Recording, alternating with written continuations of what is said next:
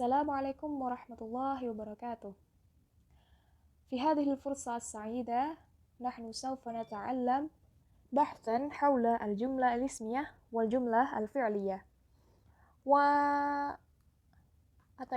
وأعتقد أنكم قد درستم الجملة الفعلية والجملة الاسمية في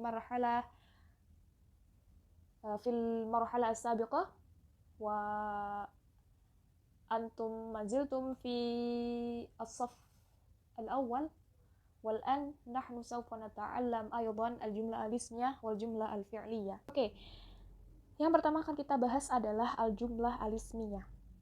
Ma hiya al-jumlah al-ismiyah?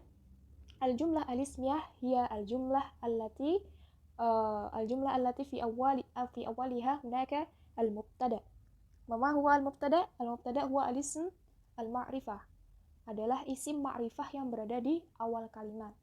Nah, ketika suatu kalimat diawali oleh isim, maka kalimat tersebut sudah dipastikan berupa al-jumlah al-ismiyah, karena di depannya adalah isim.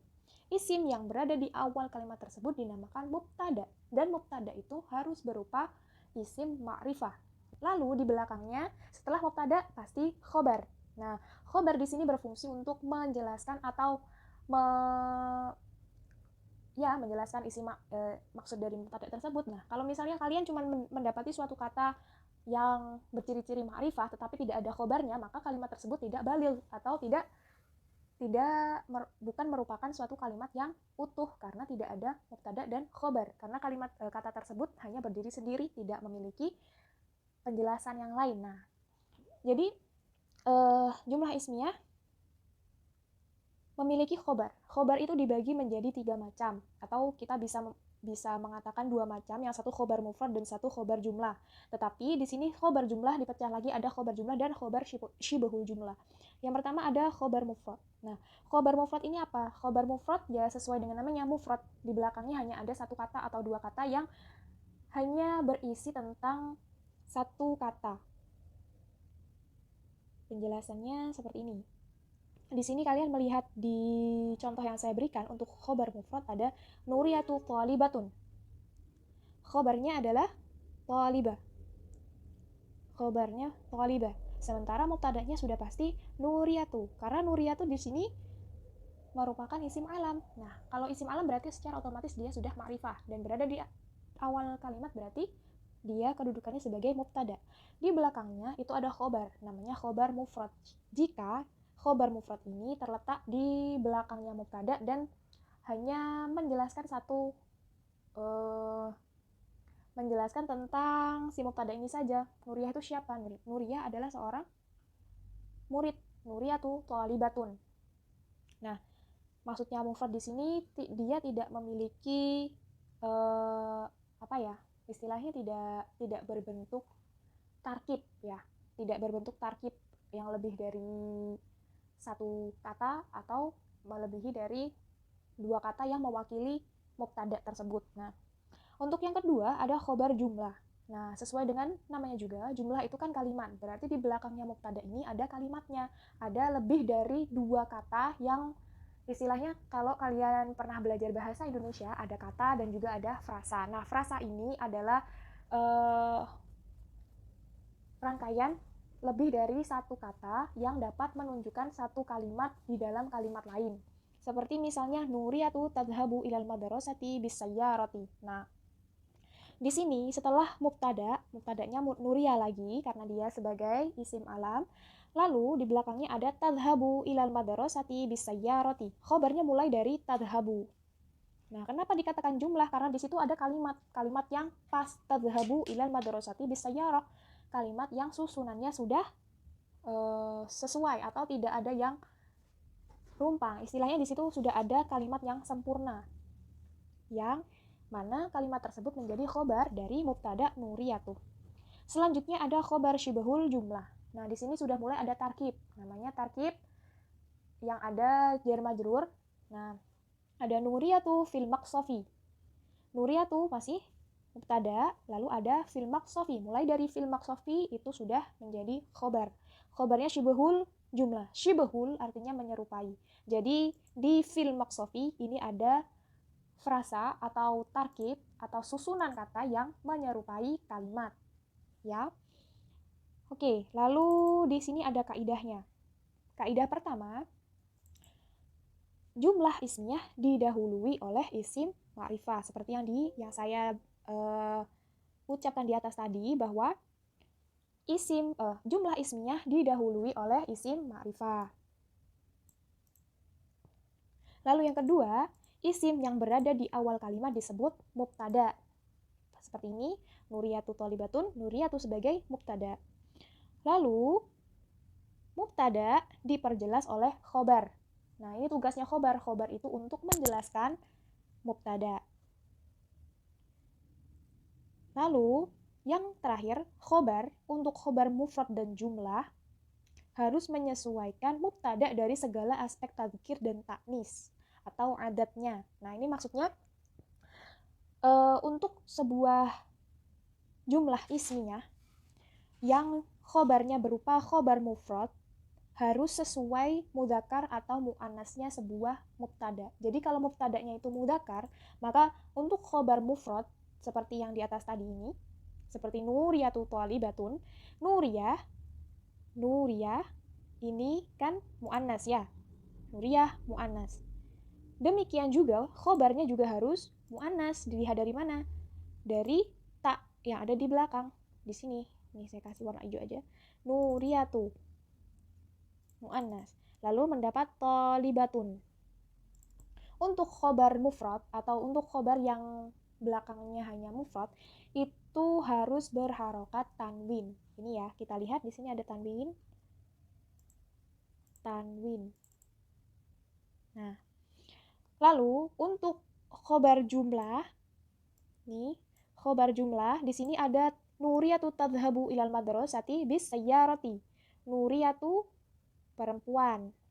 Nah, berarti fi'il yang digunakan juga harus untuk perempuan atau untuk muannas. Jadi menggunakan ta. Nuriyatu tadhhabu ilal madrasati bis sayyarati. Berbeda dengan kalau misalnya kita pakai mubtadanya Ali. Kita ganti Nuriyah ini menjadi Ali. Aliyun. Saya tulis di sini. Aliyun yadhhabu ilal madrasati bisayyarati. Nah, Nuriyah perempuan, Ali laki-laki. Ketika Ali laki-laki, maka fi'il yang digunakan untuk khobarnya juga harus laki-laki. Seperti ini, Aliyun yadhhabu. Nah, itu maksud dari kaidah nomor 4. Itu untuk aspek tadzkir dan ta'nis. Nah, tadzkir dan ta'nis itu maksudnya mudzakkar dan muannasnya. Untuk adatnya ini juga berbeda. Adat itu adalah bilangannya. Untuk jamak juga harus menggunakan yang jamak. Misalnya, saya kasih Aliyun yadhhabu ini, saya bikin at-tullabu. At-tullabu. Nah, harus mengikuti, adatnya juga harus mengikuti mubtadanya. Mubtadanya at-tullabu berbentuk jamak kan? Nah, berbentuk jamak. Kita juga harus menjamakkan fi'il yang ada di setelahnya atau khobarnya juga harus dijamakkan. Jamak dari yadhhabu adalah yadhhabuna ilal madrasati bisayyarati. Oke, itu maksud dari kaidah nomor 4 untuk yang menyesuaikan dari segala aspek tadzkir dan ta'nis atau adatnya. Oke, itu untuk jumlah ismiyah. Sekarang untuk jumlah fi'liyah. Berbeda dengan yang tadi isim atau jumlah ismiyah, karena katanya sudah ismiyah maka diawali oleh isim. Sekarang jumlah fi'liyah maka diawali oleh fi'il. Yang pertama yang mengawali dari jumlah fi'liyah adalah fi'lun. Fi'lun. Setelah fi'il baru ada fa'il. Setelah fa'il boleh kita kasih maf'ul bih atau mutammim. Mutammim dan maf'ul bih ini nanti kita bahas di bawah. Yang pertama untuk fi'il dan fa'il dulu. Fa'il atau ini semua akan saya jelaskan mungkin dengan sedikit sentuhan dari bahasa Indonesia ya. Fi'il di dalam bahasa Indonesia adalah kata kerja atau predikat. Kalau dalam susunannya kalau untuk susunan sebuah kalimat gitu ya. Kata kerja biasanya berupa predikat. Nah, dan fa'il adalah subjek. Predikat, subjek, dan objek. Sementara mutamim bisa kita katakan sebagai keterangan. Nah, fi'il adalah predikat. Kalau di dalam bahasa Indonesia kita mengenal susunan SPOK. SPOK, di mana subjek kita ucapkan terlebih dahulu, ya. Misalnya Ali, jangan Ali lagi deh. Misalnya Yusuf, predikatnya sedang memakan sayuran. Nah, Yusuf dalam bahasa Indonesia disebut subjek. Oke, Yusuf adalah subjek. Sedang memakan adalah predikat. Sayuran adalah objek. Nah, kalau dalam bahasa Indonesia yang disebutkan dulu adalah subjek, dan itu sesuai atau pas kaitannya dengan jumlah ismiyah. Tapi kalau jumlah fi'liyah yang disebutkan dulu di bahasa Arab adalah fi'il atau predikatnya dulu. Jadi karena kita menulis bahasa Arabnya itu dari kanan, berarti yang paling kanan atau yang paling awal itu merupakan fi'il. Kalau kita mau membahasa Arabkan Yusuf sedang memakan sayuran, berarti yang kita tulis adalah Yusuf. Yusufu. Bukan. Karena kita sekarang mau membahas jumlah fi'liyah ya, berarti yang kita tulis dulu adalah predikatnya atau fi'ilnya dulu. Fi'il berarti sedang memakan, yakulu. Baru setelah fi'il adalah fa'il. Yusufu al-khudor. Yakulu Yusufu al-khudor. Nah, yakulu artinya sedang memakan.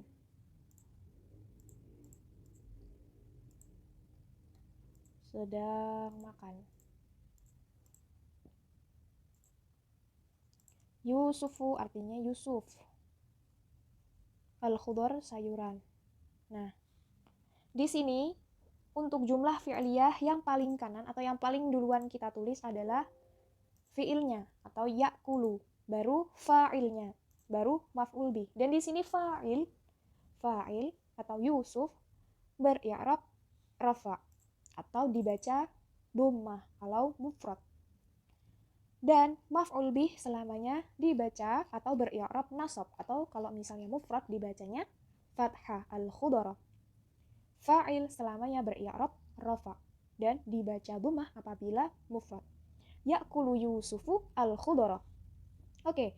Dan ini untuk menentukan suatu objek atau keterangan yang akan kita gunakan nanti sesuai dengan pembagian fi'il menurut fungsinya. Ada al-fi'il al-lazim dan juga al-fi'il al-muta'addi. Yang pertama, fi'il lazim adalah fi'il yang tidak membutuhkan maf'ul bih, atau fi'il tersebut gandengannya bukan maf'ul bih tetapi mutamim yang ada di sini.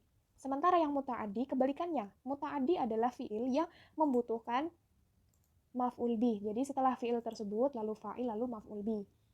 Nah, misalnya di sini ada yang pertama, saqat Nabilatu as-sayyarata. Saqat, menyetir. Yang dituliskan adalah fi'ilnya dulu. Saqat Nabilatu as-sayyarata, ya kan? Di sini kalian lihat fa'ilnya Nabila, fa'il Nabila berharokat dhammah atau dibaca rafa. As-sayyarata, sayyarah sebagai maf'ul bih. Maf'ul bih selamanya dibaca nasab atau kalau mufrad berharokat fathah. Saqat. Nah, lalu yang di bawahnya ghasala abi al-malabisa. Abi walaupun ada ya yang merupakan domir muttasil dari ana, tetapi abi di sini ala fi mahalli raf'in fa'ilun. Fi mahalli raf'in fa'ilun artinya fi mahalli Raf'in artinya walaupun dia tidak memiliki alamatur raf'i az-zahirah, tetapi dia fi mahalli raf'in atau menduduki kedudukan sebagai rafa, sebagai fa'ilun. Jadi tetap fa'il, ya. Dibacanya atau fi mahalli tetap raf'in, tetap berkedudukan rafa. Al-malabisa. Al-malabisa lihat di sini sebagai maf'ul bih. Jadi dua kalimat ini